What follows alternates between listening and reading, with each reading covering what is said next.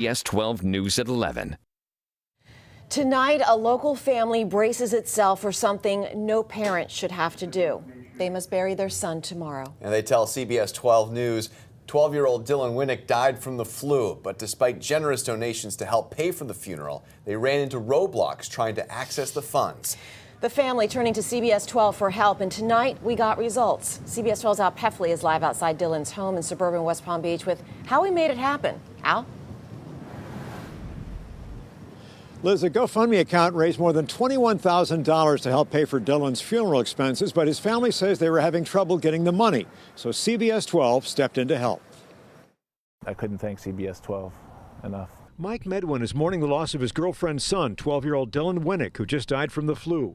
Although many generous people have donated money for Dylan's funeral on a GoFundMe page, Medwin was running into a roadblock with Chase Bank, as if the grief wasn't enough. They weren't very understanding. Medwin says he was trying to pay the church and funeral home and other funeral-related expenses with his debit card from Chase Bank, which was linked to the GoFundMe account.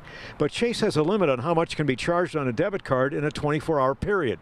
The bank refused to budge, and Medwin had bills to pay before Dylan's funeral Saturday. I said, listen, there are going to be a ton of expenses that I'm going to have to spend on my debit card today. Can I talk to a human being about how to make this happen? Not just, here's the policy, I'm sorry, goodbye. No one at Chase, he says, wanted to listen. And I had to fight past that, their policies. So CBS 12 emailed a Chase Bank media contact person, and Chase increased the limit that could be charged on Medwin's card, allowing him to pay for the funeral. In a written statement, Chase says, quote, "We are so sorry the family had to deal with this during their extremely difficult time. We quickly increased the standard daily withdrawal limit on their debit card so they can cover the expenses." Medwin is glad it worked out. So many wonderful people had donated for us. So I'm grateful that CBS 12, yourself, was able to reach those contacts at Chase, the good people there, and to make this all happen for us. I could never thank you enough. Medwin says they want to thank everyone for their thoughts, prayers, and generous donations. Live near West Palm Beach, Al Peffley, CBS 12 News. The flu is getting worse in Florida. The Department of Health releasing this map, which shows an increase in flu activity for nearly every county in the state. This is the largest number of outbreaks to be reported in a single week since the start of the season. School closed and classes canceled in one Florida school district because so many students are sick with the flu. Gulf County schools brought teams in to clean and sanitize the schools from top to bottom.